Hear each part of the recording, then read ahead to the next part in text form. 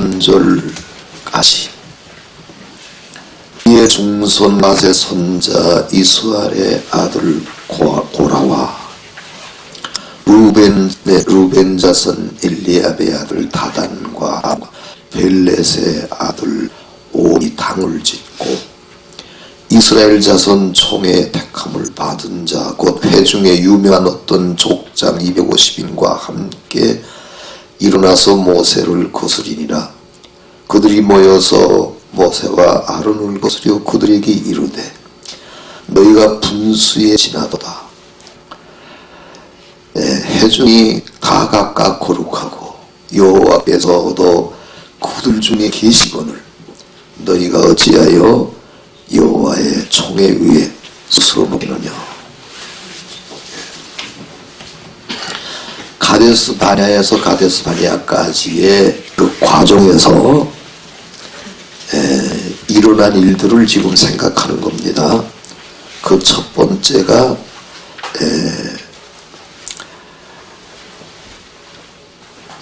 어제 그 저녁에 불신앙의 탐지, 그리고 광야 40년의 그 유형 받은 데까지 두 번째 말씀드렸어요. 세 번째는 고라 자손의 대적, 이것이 38년간에 일어난 사건 중에 하나다 그거예요. 지금 거기 몇 가지 이제 일어난 일들을 말씀드린 겁니다. 성경에서. 근데 여기 레이의 중손 그랬고 그 다음에 루벤의 나선 그 두 지파 이름이 나와요. 그러니까 그 후손들이 그 모세와 아론을 대적을 했다 그거예요. 그러니까 이건 뭘 의미하는 거 아니? 레이의 중손 고아세 선자 이스라엘의 아들 고라, 뭐 이건 복잡하게 생각할 것도 없고 루벤 지파 속에 고라라는 사람이 레이의 지파 중에 고라라는 사람이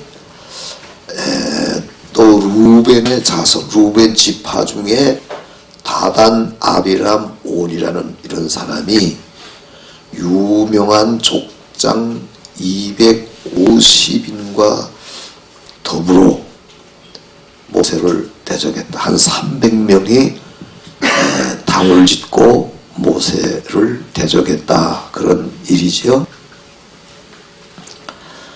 근데 루벤 지파로 말하면 장자예요. 장자 지파. 그 모세는 장자 지파도 아니다 이거예요. 이스라엘을 다스릴 사람이라면 장자 지파에서 나와야지 왜 모세냐? 왜 하필 아론이냐? 그런 의미가 여기 속에 들었어요. 그러니까 아마 그렇게 유혹을 했을 거예요. 고라가. 장자 지파에서 좀 다 맡아서 해야지 이게 뭔 일이냐? 세상 말로 이렇게 할 수 있잖아요. 그리고 레이 지파라는 건 고라도 레이 지파란 말이에요. 같은 레이 지파인데 당신도 우리하고 같은 레이 지파인데 왜 당신만 높아지냐? 총에 의해. 그것도 스스로 높아지냐 그랬어요. 모세가 스스로 높아졌습니까? 하나님이 시켜서 할 수 없이 높아졌습니까? 지금 십자가 지르라고 높아져서 그 모세가 얼마나 괴로웠으면 주님이여 내가 이 백성을 낳았습니까? 내 아들입니까? 내가 왜 돌봐야 됩니까? 하나님이 돌보시지 왜 날 맡기십니까? 이러고 항의할 정도로 하나님 앞에 호소할 정도로 말한 일이 있었죠. 그러지 않아도 그냥 광야에서 이 200만 되는 사람을 그 이끌고 가기가 그게 쉬운 일이겠어요? 얼마나 힘들겠어요? 조용히 살고 싶지. 사람들은 유명해지길 좋아하지만 유명해지면 조용히 못 살아요. 그러니까 왜 같은 레이 지파인데 당신만 스스로 총에 왜 높아졌느냐? 우리도 레이 지파다. 봐라 이 장자 지파도 가만히 있는데 당신만 스스로 높아지느냐? 이런 육신의 생각에서 나오는 거에 말하는 한마디 한마디가. 그래서 모세를 이제 대적했는데 유다서 19절 말씀 보게 되면 유다서 19절 여기는 몇 장, 유다서 몇 장입니까? 물어보는 사람 없네, 그래도. 그러니까, 유다서는 1장밖에 없으니까 몇 장이냐 물어볼 필요 없죠. 몇 장이냐 물어보면 뭐, 보나마나 대답이 1장이지. 그러니까 1장 19절에 성령이 없는 자들은 당을 짓는 자라 그랬어요. 당을 짓는 자들은 성령이 없는 자다. 성령이 없으니까 당을 짓는 거지. 그러니까 성령의 생각대로 하지 않고 성령의 감동대로 하지 않고 성령님이 말씀하신 대로 하지 않으면 인간적인 생각, 인본적인 생각, 인위적인 방법으로 당을 짓고 대적하게 되어 있다. 이게 성령이 없는 자들이다. 그러니까 하나님의 섭리는 무시하고 인간적인 생각만 하니까 인본적이고 인간적인 방법으로 행하려고 하니까 인위적이다. 그래서 혼란을 일으키죠. 질서를 깨트리니까 아닙니까? 이게 하나님의 집안에 있는 질서를 깨트리고 또 자기가 결국 이렇게 말하는 거는 당신만 총회 왜 스스로 높아지느냐 이렇게 말하는 건 당신 그만두고 내가 좀 하자. 쉬운 말로 뭐 그런 뜻도 있죠. 그러니까 이건 교만이라고. 이건 교만죄에 속하고 이건 당 없는 성령이 없는 생각에서 하는 거니까 이건 인본적인 데서 나오는 것이고 그러니까 이거는 하나님이 노여워하시고 이들을 다 지진으로 멸망시키셔요. 지진으로 땅이 갈라지면서 거기 다 빠져서 죽는.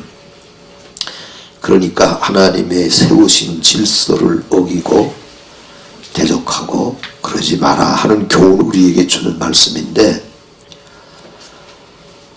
그런데 이제 교회에서 우리가 신앙생활을 하다 보면은 인본적인 생각에서 당을 지으려는 게 아니고 성경적으로 우리 봐도 저건 틀렸다는 생각 때문에 당을 지으려고 지은 게 아니라 그런 생각 가진 사람들이 그냥 혼자 소가리를 앓고 기도하고 애쓰다가 그냥 우연한 말로 그렇다는 사람들이 자연히 모여서 걱정이라고 어떻게 하면 좋으냐고 교회를 위해서 정말 하나님의 교회를 위해서 하나님의 교회의 평안과 구원과 또 하나님 영광을 위해서 그런 생각하게 되는 경우도 있을까요? 없을까요? 예, 있죠. 그럴 때는 그건 성령으로 엄치하는 게 아니라 당을 짓는 일하고 달라요. 뭐든지 당 짓는 게 아니에요. 성령의 생각으로 안 하는 게 당 짓는 거지. 그 대신 성령으로 하는 사람은 대적하고 막 혼란을 일으키지는 않아요. 성령께서 하시도록 모여서 기도한다든지 염려스러워서 자꾸 교회에 대해서 불평이 아무래도 몰라도 일어나는 수가 나게 되어 있으니까 그러지 말고 기도하고, 자, 하나님의 교회는 하나님이 하시니까 잘 참고 우리가 신앙생활 하자. 성령을 하는 사람은 그렇게 그 마음을 먹게 되지, 너희만 왜 스스로 높아지냐 이러고 혼란을 일으키고 물리적인 집단 행동으로 대적하지는 않는 거죠. 그건 또 다르지요. 다 잘 아시죠? 너무 잘하는 얘기를 내가 지금 하고 있죠. 그러니까 그 분별을 잘 알아야 돼요. 분별을 잘 알아야 돼. 그러니까 성령으로 하는 사람들은 어떤 일이 있어도 혼란을 일으키고 질서를 파괴하지 않는다. 겸손하게 온유하게 기도하면서 하나님이 친히 역사하시도록 기다리면서 행한다. 그런 뜻이에요. 그러면 죄를 보고도 가만히 잠잠하는 건 불의한 게 아니냐 이런 생각도 할 수가 있어요. 그러나 그거하고도 조금 더 달라요. 제가 어느 곳에 그 사경회를 인도하러 갔는데 그 사경회에 참석한 분이 한 분이 호텔을 경영하는 주인이에요. 근데 그분이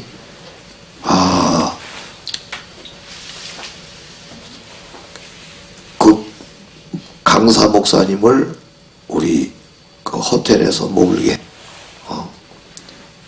그렇게 하겠다. 그래서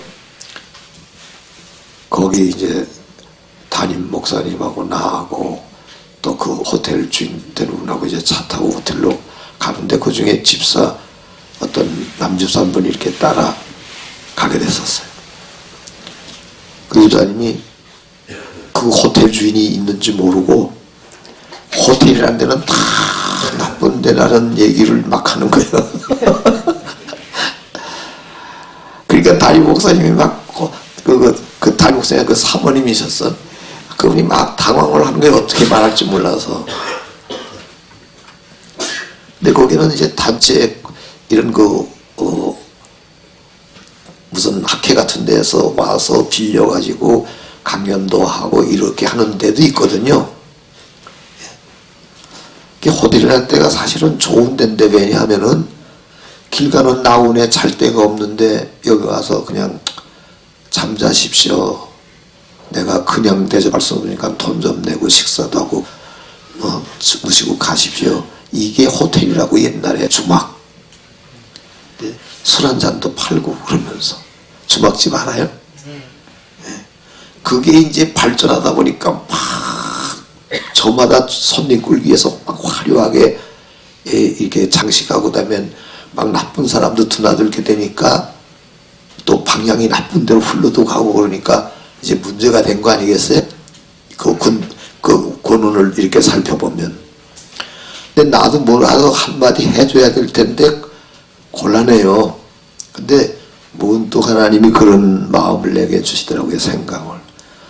모든 부정적인 곳에도 긍정적인 게 있고 아무리 긍정적인 곳에도 부정적인 것은 있게 마련이다. 교만하면 안 되고 대적하면 안 되고 질서를 파괴하면 안 되고 육신적인 생각에서 담을 지어도 안 되고 하나님께 기도하면서 바로 되기를 하나님께 기도하면서 바로 되기를 기다리고 기도하면서 참는 독을 보이는 것이 성도예요. 그렇게만 가고 있으면 이 사람들은 하나님이 기억하시는 사람들이야. 그 기도를 기억하시고 복을 주셔요.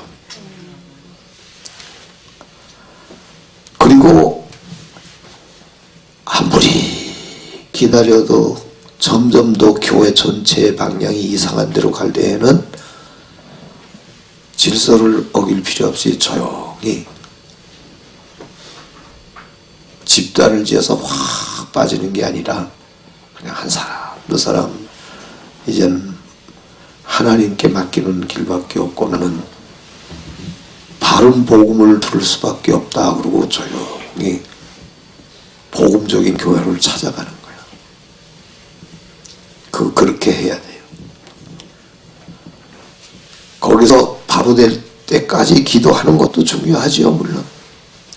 그래도 아니다 싶을 때 그래도 내가 내 영혼이 예를 들어서 이단은 아니라도 하나님의 말씀이 자꾸 인본적으로 흘러간다든지 나중에는 예수님의 속죄도 부인할 정도로 다른 종교에도 구원이 있다 그럴 때는 그건 뭐 마지막에 끝난 거예요. 그때는 막 싹 빠져나도 괜찮은 거예요. 집단적으로 나가도 상관없어요. 그 집단적이라는 건 막 합심해서 그러는 것보다도 그냥 자연히 신앙 가진 사람. 그러니까 지금 다원주의 구원론에는 예수님 십자가 아니라도 구원받는다는 종교인들이 결국은 구원받아서 한 곳에 있는다는 이런 주장들이 많이 막 지금 행해가고 있는 거예요. 그러니까 그럴 때는 그건 뭐 더 이상 교회가 아니니까 그것은 교회가 아니에요. 근데 대교주들이 나중에 가서 그런 소리를 잘해요. 그러니까 그런 말 할 때는 이제는 아니다. 그리고 예수님의 속죄의 공로 이게 기준이에요. 이단이냐 아니냐에. 예수님의 속죄를 믿냐 안 믿냐. 하나님의 아들의 속죄가 없이는 인간이 구원을 얻을 수 없거든요. 나는 다른 종교인들도 존경해요. 무소유로 살라고 그러고 애쓰고 새벽같이 일어나서 뭐 불공도 드리고 뭐 기도도 하고 다른 종교인들 그렇게 하는 거 보면 질서 있게 그렇게 애쓰는 거 보면 존경해요. 또 이렇게 말하면 오해하지 말아요. 또 요즘은 또 편리하게 막 또 녹음기 틀어놓고 또 뭐 연물 같은 거 외는 소리도 들리긴 하지만 정말 깨서 그러는지 녹음기 틀어 그러는지 모르고 우리가 한번 목회자들이 이렇게 산행을 하는데 절간 가까이 오니까 스피커 이렇게 장식해 놓은 건 저희가 몰랐는지 사람들 온다 빨리 틀어라 그러더니 연불 소리가 나기 시작하는 거예요. 우리가 그 절간 찾아오는 사람들인 줄 알고 절간에서는 막 지금도 연불하면서 공수진다는 뜻으로 보이기 위해서 그런지 빨리 틀어라 그런 소리가 뭐 교회는 그런 데 없나 비슷하게 그렇게까지는 아니고 비슷한 데 없나 있는데 문제는 뭔가 하면 속죄를 안 믿는 건 난 이해가 안 된다고. 도인이라는 사람들이 돌을 닦다 보면 인간이 구원받을 길은 없구나. 아무리 노력을 해도 인간이 정말 하나님이 살아계시다면 속죄 없이 그 앞에 설 수 없구나. 그걸 알게 돼 있을 텐데 어째 그거를 무시하는 건지 그거를 깨닫지 못하는 건지 도인이라는 사람들이 그냥 자기 의로 구원받을 것처럼 어떻게 돌을 닦고 있는지 내가 그거 하나는 도인들에게서 이해를 못하겠어. 아마 그들은 그럴지 몰라요. 너나 죄인이니까 그런 생각하지 우리는 그런 죄인이 아니다 그럴지 몰라요. 그런데 내가 이렇게 말하면 나나 죄인이니까 그런단 말 그들이 말이 맞을지 몰라도 바울이 뭐라고 그랬어요? 나는 죄인 중에 그럼 바울 보고도 당신이나 죄인이지 뭐 우리 도인이 죄인인 줄 아냐 그래야 되겠어요? 아니죠? 못 알아들으셨나?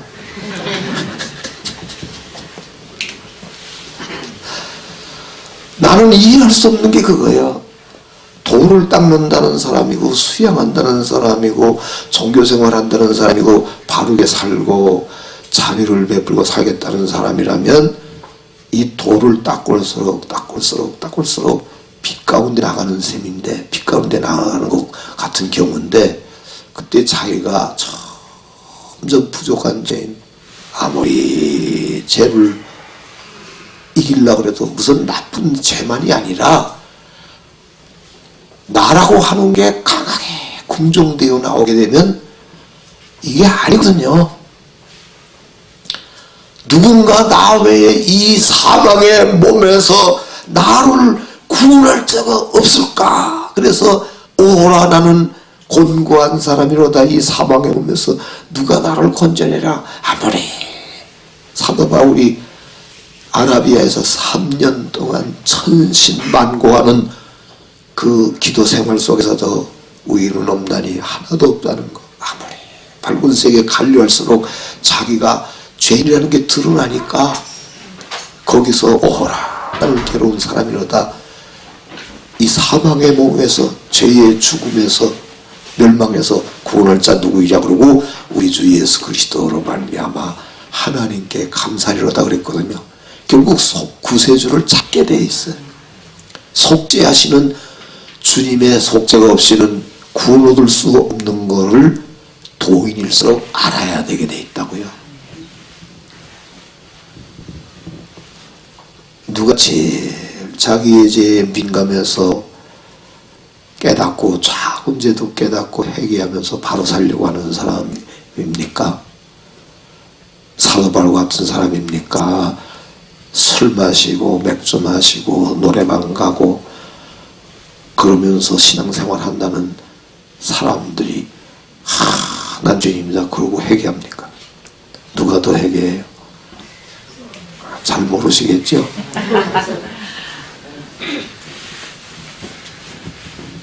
성자들이 그렇게 눈물 흘리고 회개하는 게 왜 남보다 죄가 많아서 그래요? 예? 갈수록 사람이 난 왜 이렇게 교만한가? 난 왜 이렇게 완고한가? 난 왜 이렇게 이기적인가? 그런 생각이 들게 돼 있는 거예요. 왜? 성령이 감동하실수록, 성령이 임재하실수록. 그러고 보니까 그 도만 닦아서 스스로 이루어지는 사람들에게는 스스로 노력해서 상당히 다른 사람보다 달라지는 것은 사실이겠지만은 성령이 임재하시는 감동이 없으니까 못 깨닫는가 보네. 맞겠지요? 그걸 몰랐네, 내가 바보처럼.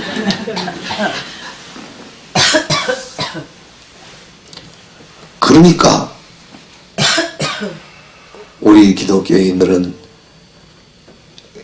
속죄의 주님을 누가 우리 한번 다 마음 같이해서 믿자 그래서 믿는 겁니까? 성령이어서 각자가 믿어져서 믿는 겁니까?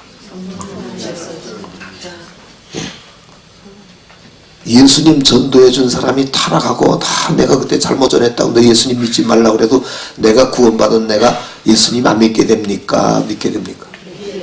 그리고 그 사람 불쌍하게 봅니까? 미웁니까? 미웁기도 하고 불쌍하기도 하죠? 그 사람에게 전달하고 큰일 나 회개하라고 그렇게 될 거 아니에요? 또 그렇게 잘못될 수도 없지만은 전도한 사람도 제대로 못 깨닫고 그냥 교회 다니는 게 좋다고 그런 사람인지는 몰라도 정말 구속받은 사람은 그렇게 안 되죠. 이건 무슨 증거입니까? 성령이 오셔서 예수님을 증거하셨고 우리가 그 예수님 믿고 회개하는 가운데 제사함 받으면서 죄에서 해방되고 한없는 기쁨이 주님이 어제 찬송가대로 우리를 내 죄 용서해 주시고 또 큰 위로 주심을 그런 걸 우리가 다 각자가 체험했기 때문에 예수님 안에서 하나로 모인 거죠. 예. 그러니까 속죄의 공로를 믿고 겸손해야 돼. 그러니까 십자가 안에서 신앙생활 참아 죄 짓고 싶어도 예수님 가슴 아픈 거 어깨 하실 것 같아서 할 것 같아서 참아 죄 짓고 싶어도 못 짓게 되죠. 여러분 안 그래요?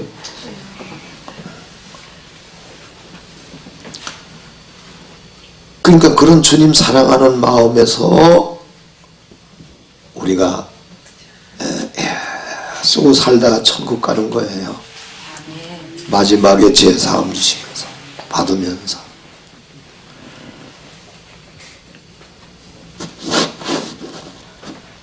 일곱 시까지만 내 말씀드려요.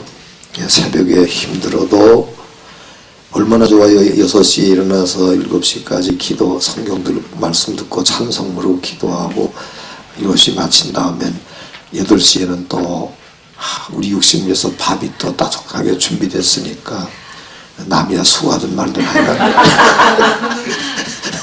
준비됐으니까 그 다음에 8시까지 기도한 다음에 종치는 소리 듣고 또 가서 따뜻하고 맛있는 음식 먹고 하나님이 이렇게 하시셨으니까 얼마나 좋아요. 그래서 여기서 우리가 이제 배울 게 뭐예요? 아까 말씀드린 거 기억하시죠? 이게 민수기가 우리에게 주는 교훈이에요. 질서 있게 신본주의로 십자가 속죄 앞에서 겸손히 회개하고 당신은 스스로 높아졌다는 게 아니라 우리를 다스리니까 얼마나 힘들겠냐. 나야 이름도 빛도 없이 감사하며 섬기겠다. 그렇게 되죠? 예.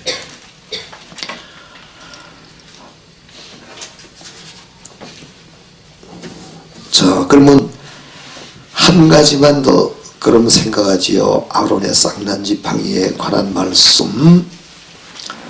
이건 17장에 나오는 17장 8절로 11절에 보면은 아주 잘 되어 있는데 17장 8절로 11절을 누가 한번 읽어주세요. 이튿날 모세와 증거의 장막에 들어가 본즉 내 집을 위하여 낸 이런 아론의 지팡이에 움이 돋고 순이 나고 꽃이 피어서 살구 열매가 열렸더라. 또 9절 모세가 그 지팡이의 전부를 여호와 앞에서 이스라엘 모든 자손에게로 취하며 내매 그들이 보고 각각 자기 지팡이를 취하였더라.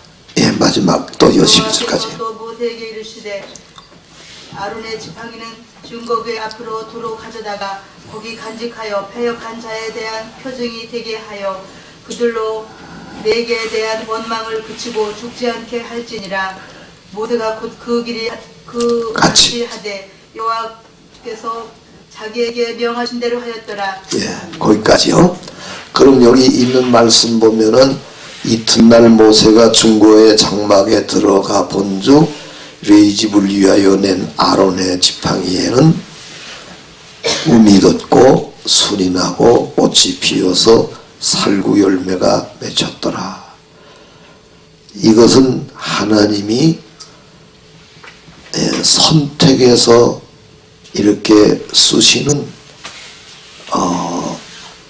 성별해서 쓰시고 구별해서 쓰시는 사역해 하시는 그런 뜻이 있는 그래서 하나님 뜻을 이루시려고 하는 것이라는 걸 보여주시는 거죠.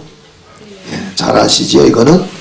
근데 요점만 잠깐 생각해 보겠어요. 난 여기서 놀랍게 깨달은 게 뭔가 놀라운 건 놀랍도록 하나님이 깨닫게 해주시는 건 뭔가 하면 난 기적이라는 것이 어느 조건이 잘 맞으면 일어난다. 그렇게 생각도 들고 기적을 반대하는 사람들도 어떻게 만약에 기적이 있다면 그럴 것이다 이렇게 생각을 해요. 근데 여기 보면은요 조건이 똑같았어요. 12지팡이가 조건이 똑같았어요. 같은 장소에 있었지요. 같은 시간 동안 있었지요. 그런데 그 조건이 같았으면 12지팡이에 다 싹이 나고 잎이 나고 순이 나고 열매 맺혀지고 꽃 피고 열매 맺어야 돼야 되는데 그 중에 아론의 지팡이만 그렇게 됐다는 거는 조건만 맞는다고 기적이 일어나는 게 아니라 하나님의 뜻이 있어서 인격적인 하나님이 다 생각하시고 그 중에 골라서 나게 하시니까 난 거다 이거예요.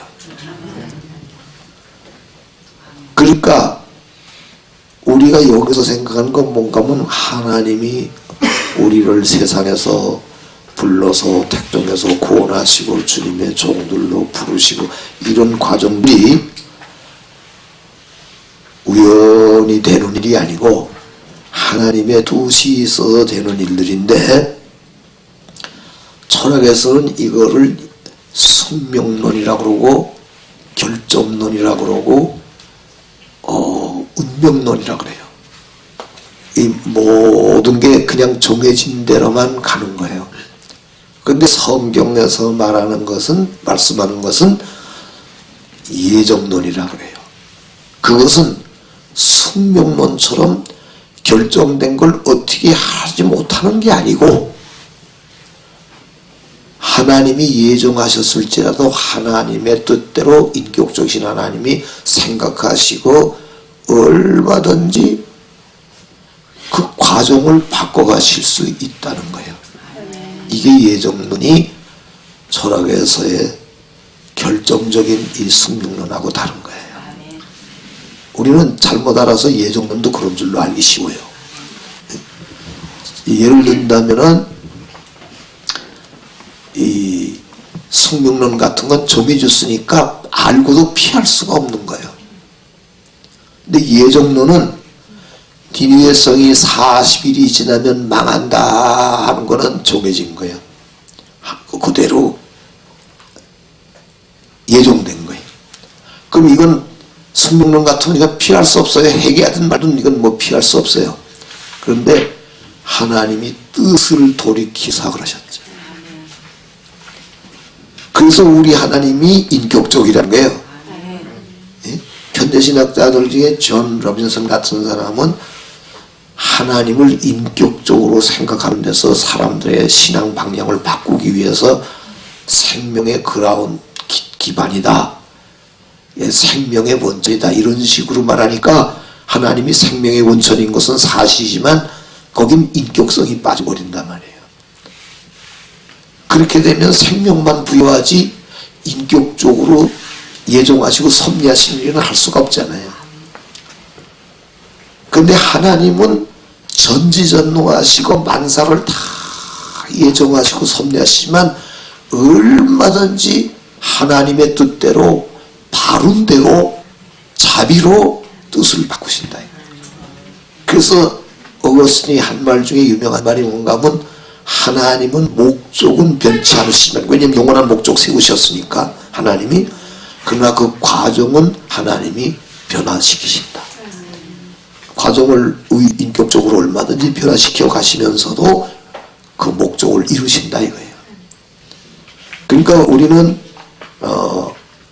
그래서 니느웨 성이 망할 거 40일 그 정해진 거 아닙니까? 예정된 거 아니에요? 40일은 망하니까 회개 안 하면. 그런 조건적이지. 회개하면 너희는 산다. 왜? 하나님은 인격적이시니까 재앙을 돌이키실 수가 있으니까. 그 니느웨 지역에 지진이 일어나게 되어 있었다 할지라도 주님은 돌이키실 수 있잖아요. 전능하시니까. 근데 지질적으로 지진하게 생겼으면 그건 피할 수 없이 일어날 거 아니에요. 그러니까 하나님이 인격적으로 전부 기적도 행하시고 역사하시는구나. 그런 걸 여기서 말하면 하나님이 구별하셔서 사람들 쓰시는구나. 그거 하나 하고 그 다음에 하나님은 인격적이시기 때문에 그냥 같은 조건이면 막 이 우주의 법칙 속에서 어떻게 기적이 일어나는 게 아니라 인격적인 하나님이 원하시는 대로 그때그때 기적을 행하시는구나. 이건 우리가 깨닫게 되고, 그 다음에 여기서 또 하나 묻게 되는가 하면 하나님은 전지전능하시는 거 하는 거 알 수가 있죠.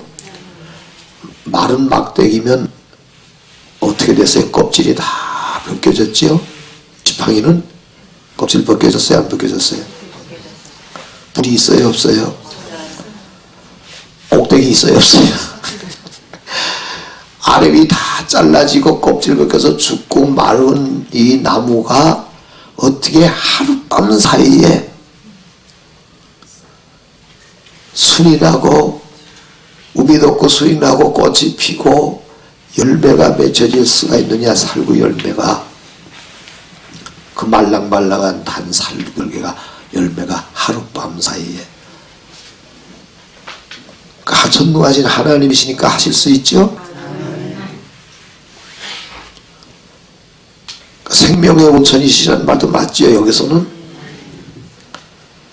그러면 난 이런 말씀 볼 때 물론 말할 것 없이 다른 데서 성경에서 수없이 볼 수 있지만은 이런 데서 뭘 느끼는가 하면 우리 몸에 어떤 병이 있다고 합시다. 하나님이 나오라 그러면 하룻밤 사이에 날 수 있어요? 안 나서요? 하룻밤 사이에도 1시간 사이에 1초당 걸릴 수 있죠. 그러니까 그거 이렇게 하나님이 날 데려가시려고 정하셨다 할지라도 뜻을 돌이킬 수 있죠. 누구 왕이 그랬어요? 히스기야 왕이 하나님이 데려가시려고 이 집을 정리하고 유언하라고 그러면서 이사야 선지자를 통해서 말씀한 이사야가 가는 도중에 아직 성 밖을 벗어나기도 전에 다시 가서 얘기하라 그랬죠. 잘 생각하세요. 다시 가서 뭐라고 그랬어요? 15년의 생명을 연장해 주시고 3일 후에는 그 아파서 죽어가던 사람이 하나님의 성전에 올라가게 될 것이라고 다시 기쁜 소식을 전해줬죠. 그렇게만 알면 되겠어요? 어디? 그렇게만 알면 되겠어요? 난 더 내가 잘한다는 게 아니라 그러면 하나님이 날 미워하실까봐 겁나서 말 못해 나는. 그런데 하나님이 나한테 더 알려주신 게 있거든요. 근데 말하고 싶지 않아요. 나만 알고 싶지. 몰라. 그렇게 다 그렇게 애쓰고 깨닫고 그런 건데 뭐 고생하면서 왜 그렇습니까? 자꾸 그러니까 그거 모르냐? 바보야 그러고 가르치시는 건데 말을 할까 말까 정말 그런 생각이 들어요. 보세요. 그런 말씀 전해주고 너 이제 하나님이 데려가시려니까 임금님이요 이제는 집안에 유언을 하고 다 정리하십시오 그러고 가는 사이에 이사야는 희숙이는 어떻게 했어요? 벽을 향해서 누워서 아프니까 나를 기억해 주시고 하나님 뜻대로 살려고 애쓴 걸 기억해 주면 막 울면서 통곡하면서 기도했죠. 나는 죽을 병 걸리면은 적어도 한 달이나 통곡해야 날 줄 알았다고. 거기에 중요한 거예요. 한 달이나 부르짖어야 낫는 줄 알았더니 이사야가 그 말하고 그 성을 벗어나기도 전에 그러면 그 시간적으로 보면 뭐 1시간이 됐겠어 2시간 됐겠어. 아이고 어째 가만 계시. 그 뭐 옛날에서 예루살렘성 커요 얼마나 커. 지금도 별로 안 크지만 그 가다가 중간에서 하나님 말씀 드렸으니까 그 사이에 이사야가 회개했으면 얼마나 했겠어. 기도했으면 얼마나 했겠어. 그런데 가서 내가 그 눈물을 기도 들었다고 가서 15년 연장해 주면서 60살이었으면 75세 100살이었으면 115세 하여간 어쨌든 내 얘기는 이사야가 그것 때문에 정말 슬프니까 눈물 날 수도 있죠. 그 말 들으면 당장 눈물 나고 기도 됐겠죠. 회개도 하는 마음으로. 그러면서도 바로 살려고 애쓴 거 기억해달라고 그랬는데 그 굉장한 기도를 드려야만 된다는 생각을 빼버려야 된다 이거예요. 왜? 굉장한 기도를 드리고 굉장한 해결을 하고 굉장히 애쓰고 그래야만 되리라고 생각하는 것부터가 불신앙도 될 수가 있고 그게 하나님의 은혜를 모르는 일도 되고 하나님의 전능하심을 잘 못 믿는 거다 이거지. 그냥 정말 통곡하고 울면서 내 생명 가야 되는구나 하고 이 땅에서 좀 뜻있게 살게 해주옵소서 하는 기도를 듣는 순간에 돌아가서 일러주라는 건 후대의 우리들에게도 다 그렇게 역사하신다는 걸 보여주시기 위한 일이에요. 하나님은 이런 하나님이시라는 걸 알려주시는 거예요. 인격적이시기 때문에 얼마든지 플렉시블하게 얼마든지 이렇게도 하시고 이렇게도 하시면서 그 거룩한 뜻을 이루어 가시는 하나님. 우리에게 인격을 부여하신 하나님이 얼마나 더 인격적이시겠어.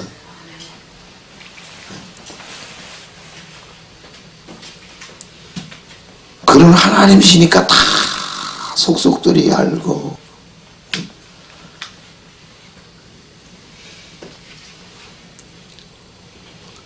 우리의 감정까지도 다 하나님은 아셔요. 수시로 변하는 감정.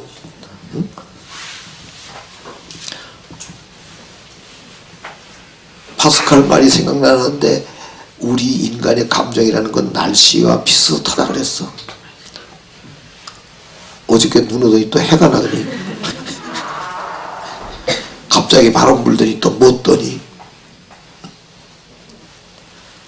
어젯밤에 또 눈 온다고 해서 걱정해서 보니까 또 한쪽에는 해가 나더니 저 별이 있더니 해가 아니라 오늘 아침에 새벽에 보니까 막 구름 한 점 없이 또 수시로 변하는 게 인간의 감정이라고.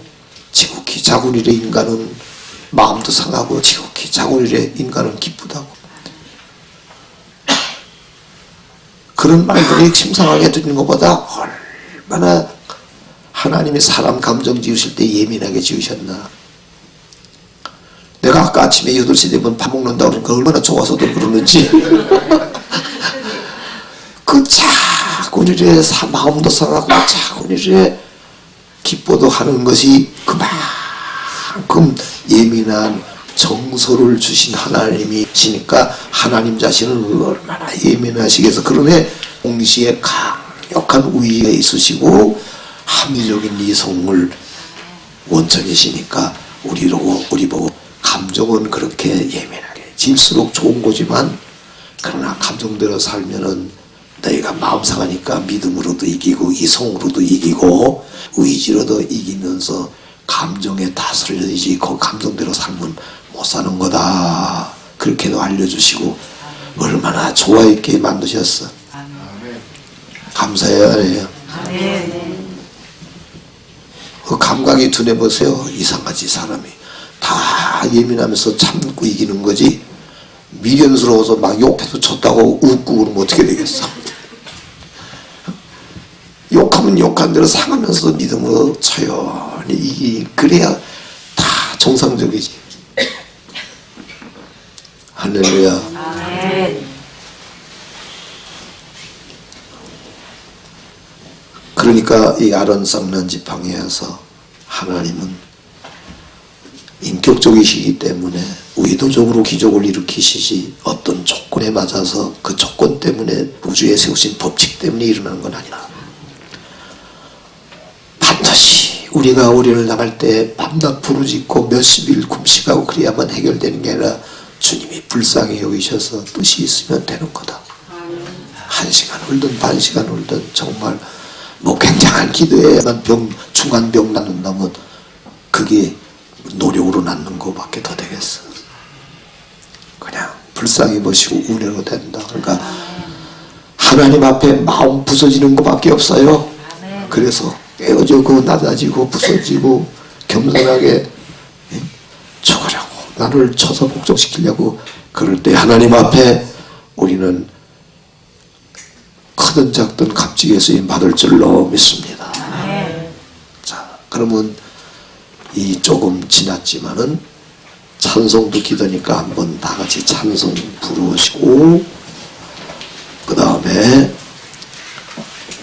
주기도 무리로 마치고 그 다음에 각자 꼭 기도하고 가세요. 성경 말씀 생각하면서 그냥 막 일찍 식사로 간다고 그랬죠. 식사도 안 됐으니까 간다 그러면 기도가 이 들은 말씀이 기도 없이는 다 문호가 안 이루어지니까 기도하고 가세요. 10분이라도 마음 바쳐 기도하고 가세요.